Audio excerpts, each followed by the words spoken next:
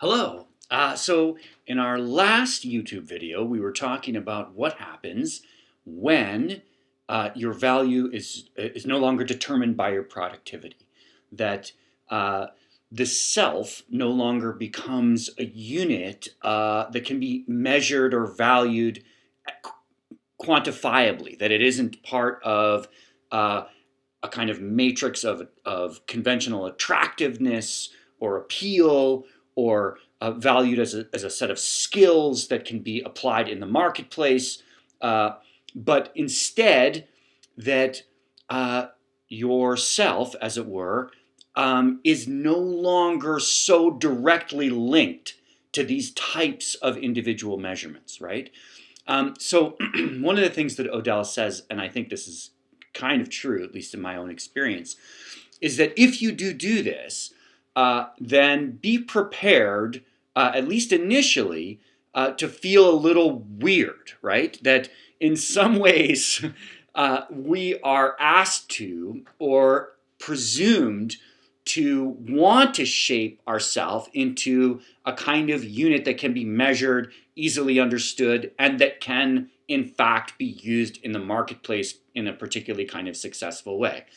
And her example of social media, we're going to get into how this works, but that social media, in her view, at least in some ways, can accentuate that or accelerate that tendency to frame the self in this particular kind of set of quantities that can be measured, right? And she's going to use dating apps and these other types of measuring applications to make her point, right? So she wants to say, if we do this, then we will feel a little bit weird. And she talks about how it feels like to wear the wrong outfit.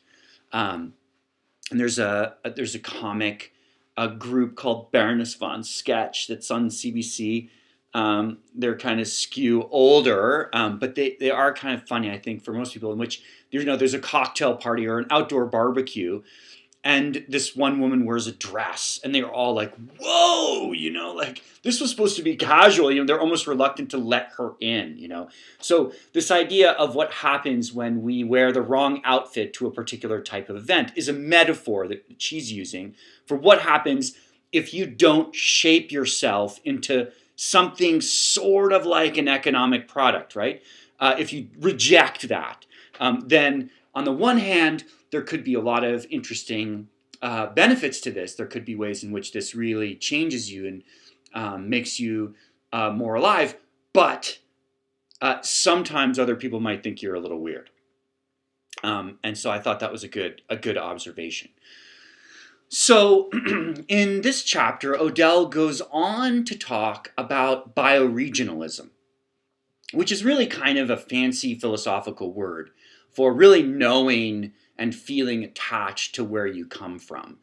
And that means both the family group, the kind of maybe the ethnic or cultural group that you belong to, and the place in and of itself, the neighborhood, the little intricacies of the small parks around you, the sort of the history of the area, and becoming a part of the fabric of your immediate surroundings. So her point is that a lot of us can, or if we're involved in particular kinds of economic processes, we can really see our lives as being kind of projected out there, both into the future, perhaps into a different region of the country.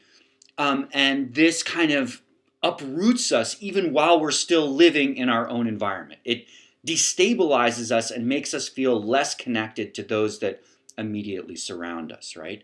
So, and we talked a little bit about this in the Zoom class, but it's important to think also of how when you don't become kind of bioregionally minded, right, it's easier to think in terms of the economics of extraction. So let's say,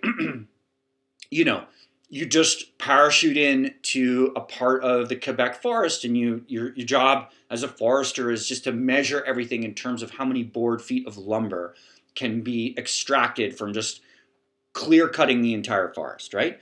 Whereas if you grew up in that region and you spent your time as a child playing in those same woods and really felt very rooted in the natural world that surrounds you, thinking in terms of directly of an economics of extraction, that is, how do I convert the most possible of this particular resource into the most amount of money as quickly as I can. This would be more difficult to think in terms of, right? So clear-cut logging, industrial farming decimates the land, right? There is clear environmental consequences to a ruthless economics of extraction, right? And she's going to say, and this is where it's kind of tricky, right? But I think it's a pretty good, like that there is an argument to be made that these two things are sort of connected. She's going to say, if you emphasize, fake it till you make it, performance-based metrics for how we are measured in work, right? We are, in a sense, turning ourselves into a quantity that can be measured. And in fact, there exist algorithms of all kinds to measure individual worker productivity, right? So then we become a unit of economic value, right? That can be quantified as a worker. And then this becomes the main way in which we both understand ourselves, right? And which institutional views of us, that is from this kind of like higher bird's eye view, also understand people, individuals, and their own purpose, right? So on the one hand, you have the economics of extraction and a sort of an abusive stance toward the environment, right? It could be countered by bioregionalism and a real rootedness in place. And on the other side, over here, you have this idea of like perform at your economic task, right? Which could instead be counteracted by Odell's ideas about sort of how to do nothing, at least how to do nothing productive. But again, we're going to see that she actually means not nothing, but reframe your way of thinking so as to kind of counteract this idea of constantly being productive and having our actions have a strict economic value.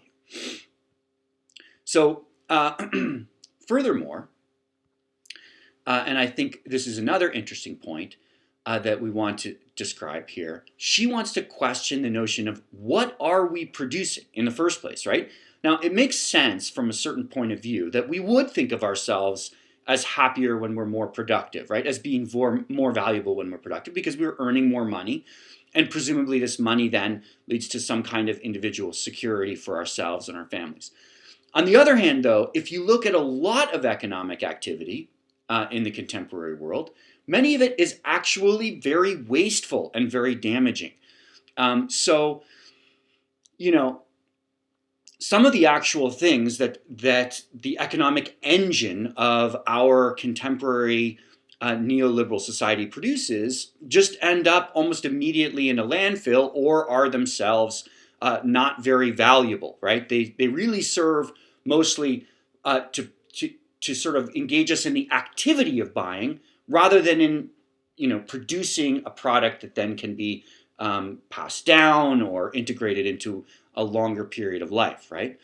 So one of the examples that she gives about kind of this whole notion of productivity being skewed is, of course, the tree that is useless to the carpenter because it cannot be converted into any like square boards that can then be used in a kind of standardized way to make a construction possible. But of course, the tree is home to all these many different organisms, and even just for us, like to lie under the tree and to have a picnic is a very treasured and beautiful experience that can go as part of a memory. That this memory then can be form a part of a relationship. And there are many, many different ways of seeing value, and it's possible to claim, without exaggerating, that seeing things strictly in terms of economic value is extremely limited and limiting, right? And that even people who are more sort of production minded, I think can still agree with that point, that there's lots of value to be had by things that cannot be bought or sold. So yeah, so that is it for this particular Odell. Talk to you soon. Bye.